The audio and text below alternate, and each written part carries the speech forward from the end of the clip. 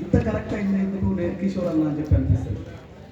ఆమె ఏమని చెప్తుంది, సెలిమె సాటున సెలిమె దాపున సెలిమె దాటున మోపు గట్టయ్యో బావా, ఇంకా ఆపు సాటున పండో పొలమో తిను, అడవిలో ఆగమాగమంటున్నావు నువ్వు ఉండదు కదా, పొలమో పండో తిను, ఎదురొస్తున్న ముళ్ళ కప్పలు వస్తాయి చూసుకుంటావు.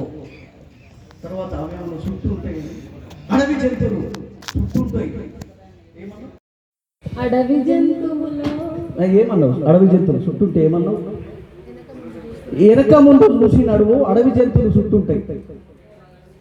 నేను ఎందుకు కనెక్ట్ అయినంటే ఈ పాటకు అంత ఊకే వేసుకొని వింటాంట, అంత ఊకే ఇంట్లో రమాదేవి పిల్లలు అసలు ఏంది ఊకింటాడు ఈ పాట, ఊకింటాడంటే నేను కళారంగంలో మొదలైన నాటి నుండి ఈ కళాకారులను గొర్రెల కాపరిలాగా కాస్తూనే ఉన్నవాడిని.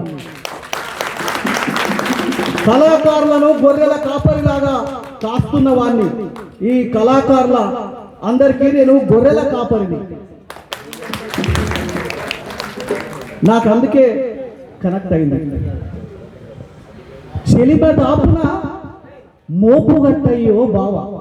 అందుకే పాటల పల్లకిలో కళాకారులు, తెలంగాణ కళాకారులు అందరి మోపు కట్టిన ఇక్కడ. అందుకే తెలంగాణ కళాకారులు, దగాపడ్డ కళాకారులందరినీ సారథులు వచ్చారు, అందరూ వచ్చారు, చాలా చాలా మహా కళాకారులు వచ్చారు.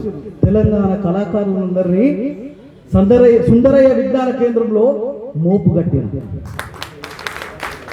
అందుకు నేను ఊకి విన్నా. నేను కళాకారుల గొర్రెల కాపరిని.